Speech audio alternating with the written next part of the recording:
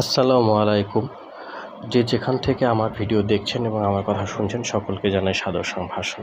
এই মুহূর্তে আমি দাঁড়িয়ে আছি পৃথিবীর বৃহত্তম সমুদ্র সৈকত কক্সবাজার, যেটি বাংলাদেশে অবস্থিত। এখানে দেশে এবং দেশের বাইরের থেকে অনেক পর্যটক আসেন এই সমুদ্র সৈকত দেখতে। যা পৃথিবীর সবচেয়ে বৃহত্তম সমুদ্র সৈকত হচ্ছে এই কক্সবাজার। এর সৌন্দর্য আপনি ভাষায় প্রকাশ করতে পারবেন না। আর এটা হচ্ছে আপনার এখানে অনেকে একবার আসছে, কেউ একের অধিক আসছে, অনেকে আসার জন্য অর্থ সঞ্চয় করতেছে, গোছাচ্ছে, কেউ সময়ের জন্য আসতে পারছে না, কিন্তু সকলেই চায়।